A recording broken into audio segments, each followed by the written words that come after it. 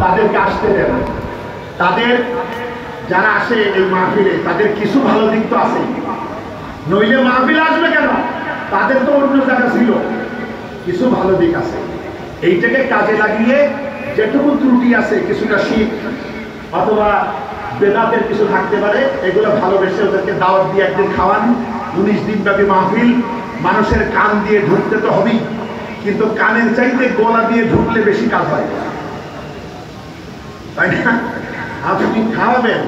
রাসূলুল্লাহর মেহমান হয়েছিল একজন অমুসলিম, সেই মেহমান ভালো করে নবী তারে খাওয়াইছে, আর রাতের বেলায় পেটের ভিতরে মেঘ ডাকে। এরপরে যা হওয়ার তাই, রাসূলুল্লাহর বিছানা ভরে পায়খানায়, ডায়রিয়ায়, পাতলায়, দুর্গন্ধে শেষ। এইবার দেখলো সর্বনাশ, কি করলাম? কিন্তু কিছু করার তো নেই। এবার সে তো পালায় চলে গেছে। নবীজি ফজরের পর দেখছে এমন গন্ধ আসে, এবার দেখে সর্বনাশ। নবীজি তারে খুঁজছেন, আর সে পালিয়ে আসে। কিন্তু আরবের লোকেরা তরবারি ছাড়া থাকতে পারে না। ও রাতের বেলায় পালাতে গিয়ে তরবারিটা রেখে গেছিল, ওই জন্য পালালেও ও আবার তরবারিটা কেমনে পাবে সেই চেষ্টা করছিল। ইতিমধ্যে রাসূলের সামনে পড়ে গেল, রাসূলুল্লাহ তাকে ডাকলেন।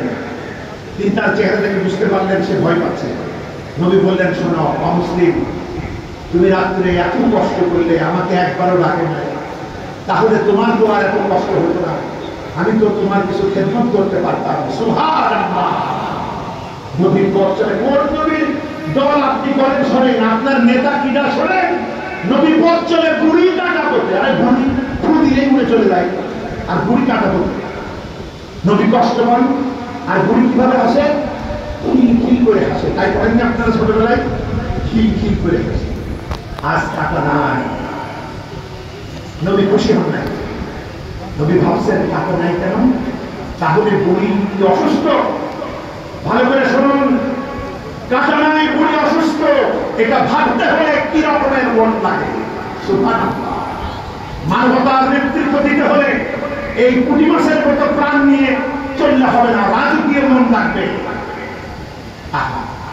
বন্ধুগণ, সূরা হাসর এর 9 নম্বর আয়াত, ওয়া ইউকাশুফা নাফসি, যে দিলের সংকীর্ণতা থেকে মুক্ত সেই সফল। সুবহানাল্লাহ। এজন্য আরো আসুন, যত স্তর পার আসো, ওদেরকে তো সিরাতুন নবী কমিটি ফ্রি করে দিয়েছে। বন্ধুগণ সাবধান, তওবার দরজা কি বন্ধ হয়েছে? কবে বন্ধ হবে? পশ্চিম দিকে সূর্য উঠলে। তাহলে তওবার দরজা বন্ধের আগে আমি আপনি যেন কার তওবার দরজা বন্ধ না করি। আমার কথা বুঝতে পেরেছেন কিনা? আমাকে কে বিভ্রান্ত করবে? আমি তো মহা আলোক রশ্মির মাঝে রয়েছি, আমি তো আলো নয়।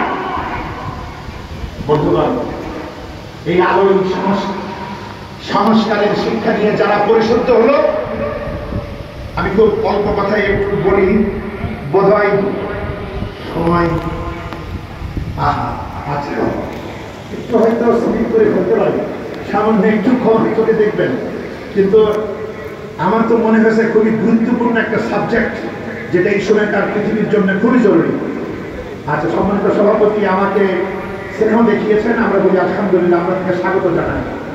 আচ্ছা, দেখুন একটা ছাত্র দেখায়, মহানবীর একটা ছাত্র, সব থেকে বেয়াদব যে ছিল সেটা দেখায়। এবার আইডিয়া করে নেবেন বাকিগুলা কেমন হইতে পারে। যে বেয়াদব ছিল, এমনই বেয়াদব রাসূলুল্লাহকে মারতে আসছে। চেনেন না তারে? আমিরুল মুমিনিন, খলিফাতুল মুসলিমিন হযরত উমর ইবনুল খাত্তাব রাদিয়াল্লাহু তাআলা কেমন তৈরি হলো? তার কি সার্টিফিকেট দিয়েছেন শেষে? আমার পরে কেউ নবী হবে না, যদি হইতো লাকানা উমর, তোমার অবশ্যই আল্লাহর নবী হতেন। সুবহানাল্লাহ। এই মুহূর্তে দেখাই প্রখ্যাত সাহাবী হযরত